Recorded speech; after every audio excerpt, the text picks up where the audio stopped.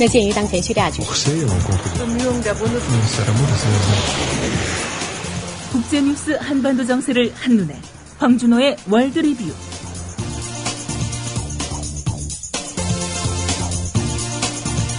네, 지구촌과 한반도 정세에 관한 뉴스 알아보는 시간입니다. 황준호 기자 나와 계십니다.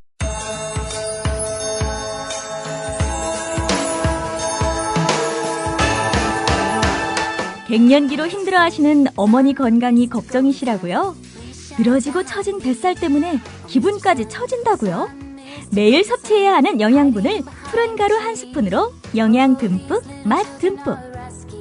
유기농 발효 건강식품 전문 쇼핑몰 해나음. 태양이나 해나음. 수많은 야채의 필수 영양분을 하루 한 스푼으로 해결하세요. 자연이 숨쉬는 유기농 장터 해나음. 지금 바로 검색창에 해나음을 쳐보세요.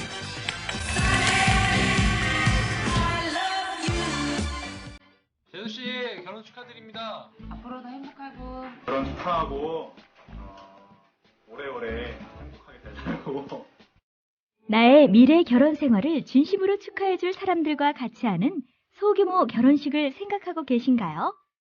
강남구 논현동에 위치한 벨뷰티아라는 오직 한 쌍의 신랑 신부님 그리고 혼주와 하객들만을 위한 여유롭고 안락한 일식장소입니다.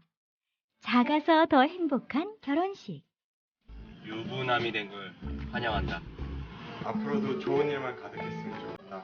결혼 축하해. 결혼을 축하합니다. 포털에서 벨뷰티아라를 검색하세요. 예약 문의는 02-512-7996. 돌잔치 및 각종 기업 행사도 예약받습니다. 국민TV 조합원에겐 다양한 혜택을 드립니다.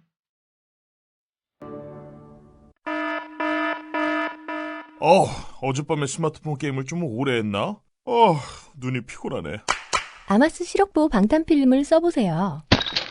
내 폰! 어제 산 신상폰인데? 뭐? 액정 수리비가 20만원? 진작 아마스 시력보호 방탄필름을 붙이셨어야죠. 요즘 폰으로 인강을 오래 봐서 그런가? 목이랑 어깨가 너무 결리네. 아마스 시력보호 방탄필름을 사용해보세요. 스마트폰 오래 보고 눈이 피곤하다면, 액정이 깨질까 불안하다면, 시력보호와 액정 파손 방지 두 가지 기능을 필름 한 장에. 시력저하의 주범 블루라이트를 강력하게 차단해주고 외부 충격에도 스마트폰 액정이 깨지지 않도록 보호해줍니다. PC나 모바일 공식 판매처 어쩜닷컴 uzzum.com을 검색해보세요. 모바일에서도 쉽게 구매하실 수 있습니다.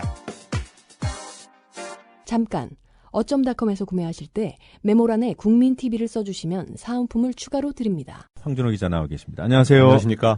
네, 오늘은 그 주한미군 방위비 분담 협상 타결 소식부터 알아보도록 하죠. 협상 목표를 달성 못했다고 해요? 정부와 여당은 작년보다 분담금 액수를 줄이거나 작년 수준으로 동결하겠다고 공언했었는데 결국 실패했습니다. 올해부터 2008년까지 5년 동안 적용되는 분담금의 주한미군 분담금에 대한 협상이었는데 올해는 작년에 비해 5.8% 늘어난 9,200억 원을 내고 내년부터는 전전년도 물가 인상분만큼 올리되 인상률이 4%를 넘지 못하게 하는 게 합의의 골자입니다. 작년까지 적용했던 협상은 2009년 이명박 정부 때 합의해서 5년간 유지됐었는데 그때도 역시 전전년 물가 인상률만큼 올리고 4% 상한선을 적용한다라는 원칙이 적용됐습니다. 그렇지만 작년까지 적용된 협정 그리고 올해부터 적용되는 협정의 사각지대에 있는 게 바로 올해 분담금, 2014년 분담금인데요. 이거는 작년에 비해서 5.8%를 늘리기로 해서 인상 상한선 4%를 크게 웃돌았습니다. 사각지대 한 해가 생긴 건데 그렇습니다. 혈맹이라는 나라가 그걸 또 올렸습니다. 올려가지고 받아먹어요. 예. 네. 자, 분담금 배정을 두 나라가 미리 조율해서 투명성을 높이기로 했다. 이건 성과라고 하더군요. 원래 목표보다 많은 돈을 주는 대신에 분담금 배정 단계에서부터 조율을 강화한다거나 아니면 분담금 연례 집행 보고서라든지 미집행 현황 보고서 이런 거를 만들기로 했다는 등 이렇게 제도 개선을 따냈다는 게 정부의 홍보 포인트입니다. 그렇지만 주권국가라면 당연히 했어야 되는 거를 이제 와서 하기로 한 걸 가지고 홍보하는 거는 좀 창피한 일이고요. 또 돈을 더 많이 주기로 한 부분을 상쇄했다고 이런 제도 개선이 상쇄했다고 보기도 어렵습니다. 그리고 결정적으로 미군한테 준 돈 중에서 안 쓰고 쌓아놓은 돈, 이게 엄청나게 많은데 이걸 어떻게 할 건지를 합의하지 못했고, 혹은 뭐 쌓아놓은 돈부터 분담금으로 쓰자 이런 식의 합의를 못한 게 이번 협정의 결정적인 문제입니다. 그 미집행 금액이 얼마나 됩니까? 작년 3월을 기준으로 해서 1조 3,500억 원 정도가 되니까 지금은 아마 1조 4천억 원 정도가 넘을 것 같습니다. 1년치 부담금보다 훨씬 더 많은 돈을 미군이 지금 안 쓰고 쌓아놓고 있고, 거기서 나온 이자는 매년 300억 원 정도가 넘는데 이건 어디에 쓰이는지 명확하지 않습니다. 민주당의 심재권 의원은 그 이자로 미국 연방정부에 빚을 갚고 있다고 주장했는데, 그런 주장을 뒷받침하는 보도는 지난 몇 년 동안 계속 나오고 있습니다. 네. 그 미집행 금액에 대한 미국의 입장은 뭔가요? 미군은 주한미군의 평택 이전 비용으로 쓰겠다는 거고, 기지 이전 작업이 올해 하고 내년에 집중적으로 진행될 테니까 그게 다 소진된다는 겁니다. 그런데 여기도 문제가 있습니다. 주한미군 이전 합의 때 용산기지 이전은 우리가 요구한 거니까 우리가 분담하고, 동두천 같은 경기 북부에 있는 미 2사단 이전은 미국이 원하는 거니까 미국이 분담한다. 이런 식으로 일종의 사용자 부담 원칙에 합의를 했었습니다. 그런데 미국이 미집행금을 기지 이전에 쓰면 그게 2사단 이전에 쓰는 건지 아니면 용산기지 이전에 쓰는 건지 이 부분이 불명확합니다. 그거를 구분하기도 현실적으로 불가능합니다. 용산기지 이전에 만약에 쓴다면 그거는 협정 위반인데, 그렇기 때문에 미집행금을 방위 분담금으로 먼저 쓰고 나중에 이전할 때 필요하면 다시 얘기하는 그런 방법까지 생각할 수 있는데, 그런 합의는 전혀 없었습니다. 이거 문제가 한두 가지가 아니지 않습니까? 예. 비준에 줘야 하는 건지요? 좀 깐깐하게 좀 따져볼 필요가 있을 것 같은데요. 세금으로 주는 분담금을 세세하게 따지고 또 예결상 감시를 철저히 하는 거는 주권국가의 당연한 권리인데, 그걸 만약에 야당이나 이쪽에서 문제를 삼으면 여당이나 정부에서는 한미동맹에 해를 입힐 거다 이렇게 공격할 것으로 예상이 됩니다. 어쨌든 야당들은 국회에서 철저히 따지겠다고 하고 있는데, 비준 거부를 각오하고서라도 반드시 짚고 넘어갔으면 좋겠습니다. 네. 샤론 전 이스라엘 총리 사망 소식이 있더군요. 2001년부터 이스라엘 총리를 하다가 2006년 1월에 뇌졸중으로 쓰러져서 혼수 상태로 있었는데, 지난 토요일에 만 8년 만에 결국 세상을 떠났습니다. 이스라엘의 오늘이 있게 한 대표적인 군인이자 정치인이었습니다. 유대인들이 2000년간의 디아스포라, 흩어져 사는 것을 끝내고 시온이라는 고향으로 돌아가야 된다는 시오니스트 운동으로 탄생한 나라가 이스라엘인데, 그렇지만 거기에 오래전부터 살아오던 원주민 팔레스타인 사람들한테는 재앙의 시작이었습니다. 아리엘 샤론은 시오니스트 운동가의 아들로 지금의 이스라엘 지역에서 태어났는데요.